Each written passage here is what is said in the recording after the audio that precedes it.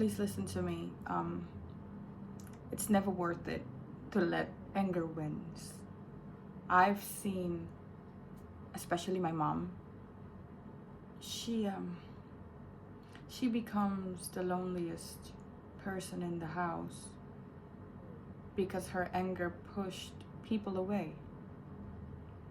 And there's so much of it, so much anger that has been there for years, years and years of her life. And let me tell you a background story. So, long story short, my dad cheated on my mom, and they separated. Well, my dad, he married the woman that he cheated with, and my mom was a little bit too busy trying to prove herself that she is this somebody, that she is this great, amazing woman, and my dad is a loser for losing her. I don't blame her for that reaction. I do just wish that there's somebody out there that would just hug her at that time and tell her that the reason why my dad cheated was never about my mother's value. She was perfect in everything. She was pretty. She was, at the peak of her career. She got a lot going on. But I don't know, somehow she, deep down inside her, I think she assumes that my dad left her because what she is or what she isn't, which just breaks my heart. As a woman, it really breaks my heart to because I understand her, I understand my mom, and I understand where she's coming from. But from that point alone, she's been growing grudges, small grudges. And at first it was this great catalyst that sort of pushed her to be more ambitious, achieve more things career-wise and everything and all of that. But turns out on the long run, it manifests. I mean, like, okay, you have all of this achievement, but at the same time, you also have that raging old anger that is never been addressed because it moves you, because it pushed you to be better. But better to who? To the public, to, I don't know, her way of seeing herself. It's like she tries to convince herself that she is enough. I know how shattered she must be when that happens. I was, I don't know, 6 years old, 5 years old, 7, I don't know. And my little sister was barely 1 year old. It was a lot for her to deal with. I know that. But now, 20 something years later, sometimes I feel like she envies me. She envies me for, choosing my own life decision, living my life the way I wanted it.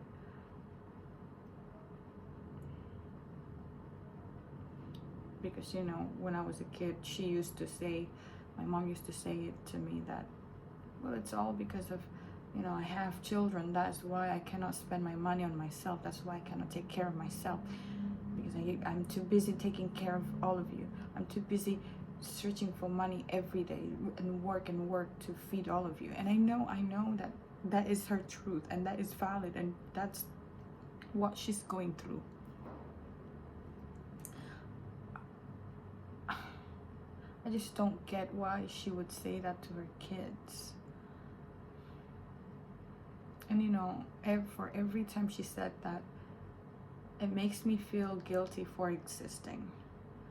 Sometimes she would talk about how she could have been this wife in Arizona if she just ran away with that white man in his 50 when she was in her 20. But she said that to me, like I could have had a good life in Arizona. It's like, I don't know, she blamed her children for the life she didn't live. And slowly, as I grow up, as I become my own person, as I chase my own dreams and make my own mistakes, as I become the rebel kids in the house, I feel it. Sometimes I would think that she despised me or hates me. But I don't think she hates me. She hates that I have the bravery to choose freedom. She's jealous that I am brave enough to say no and make my own decision, because she never did that. All she did was, she was this kid at home, the golden kid that just listened to whatever the parent says, what my grandma says, what my grandma told her to do. And matter of fact, she married my father because she was listening to my grandmother. It was like an arranged marriage. And at that time, before the arranged marriage to my dad, she was seeing some other guy, but she ended up leaving that guy for this arranged marriage, because again, she's this very obedient child. It's so confusing, isn't it? Like she have lots and lots of pain. I really get that, and I sympathize. But now she just becomes this very bitter woman. I cannot maintain a conversation with her for more than 30 minutes without it turning into an argument. I am not lying. I can't maintain a conversation with her.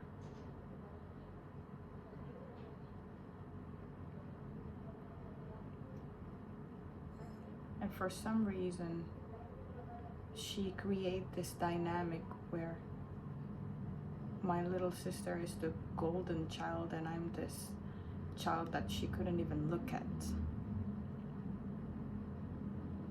Believe me, I don't really mind, or at least it doesn't hurt me as much anymore. It does hurt me in my little heart, but somehow I just feel a little bit strong enough to deal with it, because I understand where she's coming from. And now I gotta see her become this very lonely woman. And this is why I wanted to say that hatred costs so much. It costs so much. And most importantly, not only people closest to you, but it could be yourself as well. You could lose yourself.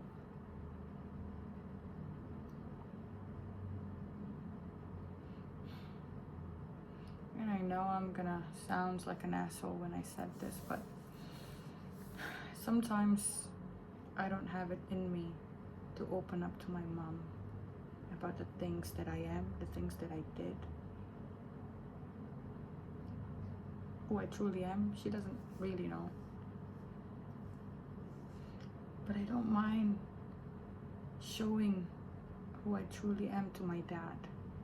My dad, who was never present in my life, but because there was this one time where I had this shoplifting phase for 2 years, 3 years, I don't know, and I got caught. It was a big trouble, big mess. There was a lot of big guys, security guys, so beating the shit out of me, yelling at me, telling me to call my parents. And you know, thankfully I was not in my city, I was in some other city. And you know, I don't have it in me to call my mom, because I know she would disown me.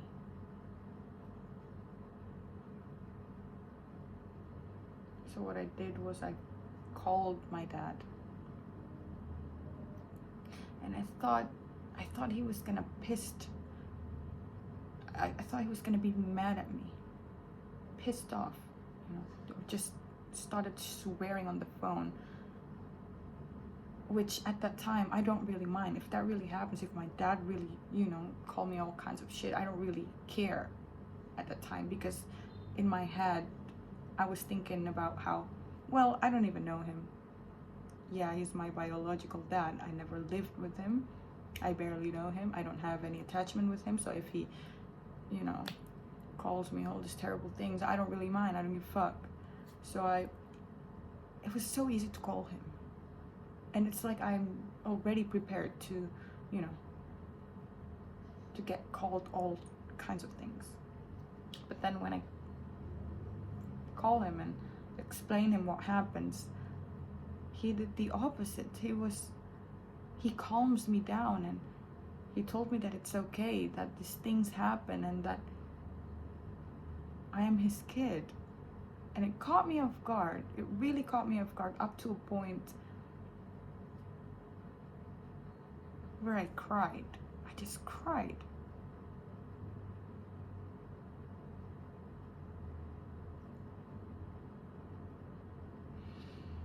I didn't know why he would say that, you know, that, hey, it's okay, kid. These things happen. You're not the worst person for what you did. I understand. That's what he said.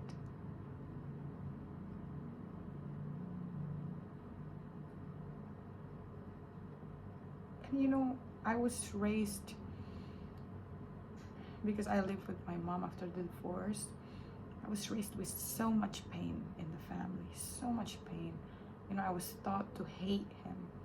I was taught that he is this, just the worst person in the whole world. So at some point I do hate him because of what my family told me about my own dad. And I know he made a fucked up mistake, and he did leave me. He did left me with my sister. It's just, I just don't understand why he is so accepting. And ever since that moment, I know I don't have to hide from my dad. We even smoked together. Cigarettes. But it's just, you know, I don't understand it. And the more I think about it, again, it just takes me back to what a tremendous amount of pain and hatred will do to somebody. And I know that sometimes life is shitty at us, and we are, you know, we are the one who have to go to the bottomless pit. Sometimes we just don't win at life. Sometimes we are this loser who got treated very badly, but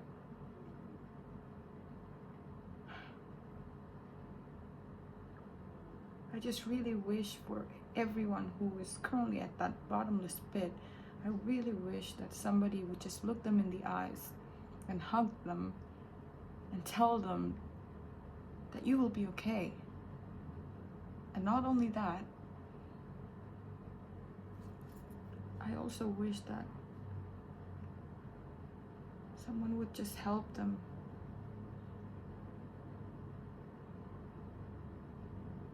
get free from that hatred.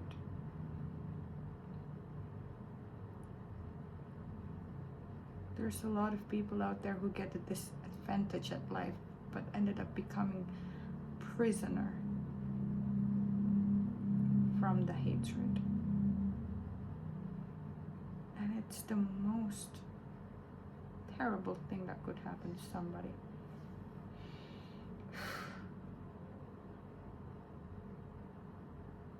I just want all of you to remember that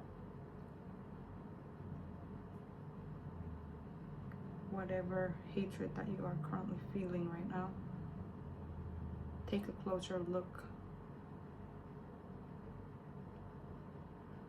and pay attention to it.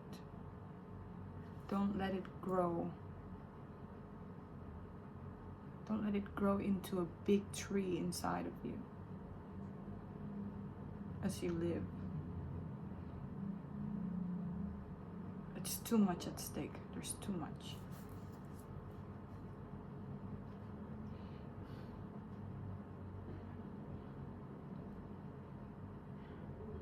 And you know, by making this video, I'm not trying to tell you, if you're dealing with someone who's in a great amount of pain or have their own issues, I'm not telling you to bear with it, to be their savior, no. If they're shitty because of the pain that they have to you, you have to respect yourself and draw your boundaries. That is a must. Not only for yourself, but also for them. So they know in their brain that that is not okay to behave in a shitty way, even if you're in a great amount of pain. That is not an excuse to treat others like shit. But a lot of people ended up normalizing it. Because, you know, like, oh yeah, of course you treat me like shit. You've been through a lot. Yeah. Use me as a punching bag. No, because that will convince them in their head that being rude to someone is an option. They can weaponize their pain to, you know, give more pain to others. So it's just an endless cycle. So to not tolerate it, to get out, to leave, to choose yourself when somebody did you dirty, is also helping them, because you show them consequences, you show them impact.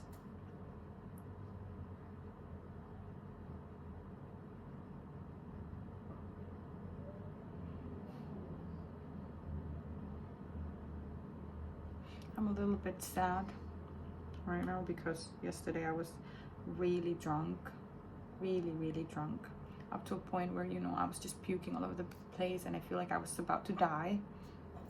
And I was with my best friend. There was this one point where he sort of raised his voice at me to tell me to go inside or something like that.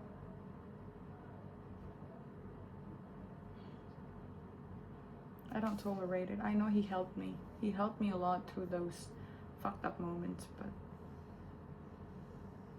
I don't tolerate him raising his voice at me, even if he's my best friend. So I told him, I no longer feel safe to be a fuck up around you. I will make sure to never drink around you anymore. We will still be friends.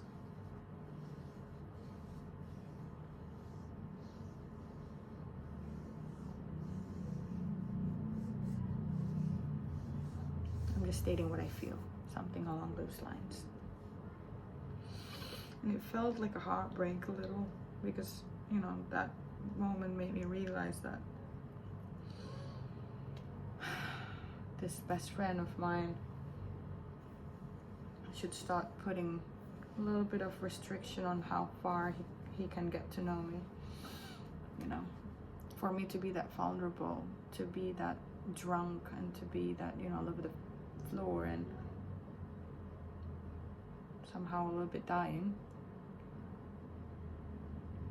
I'm putting myself at risk if I think that I am safe around someone who would use aggression towards me. And this is not the first time that my best friend raised his voice at me. This was the second time or the third time.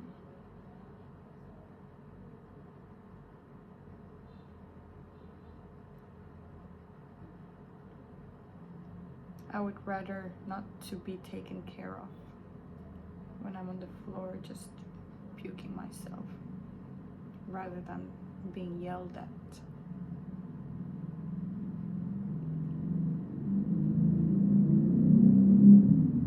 Especially trust.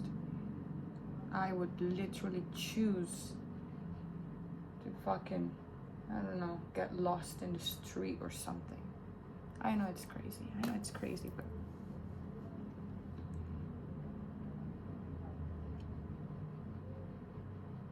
anyways, that's about it. Sometimes we have to do these kinds of things in order to love us properly, to love ourselves properly, and to love those others around us. Loving others doesn't always equal to presence. We could love them from afar. We don't always have to be there in order to prove our love for someone. And it's not selfishness. Because love is just comfort and freedom and warmth.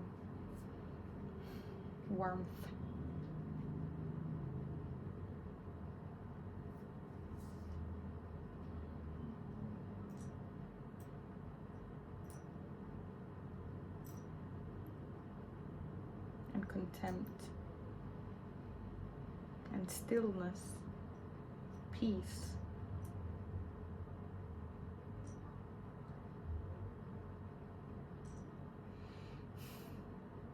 Can go. Ciao.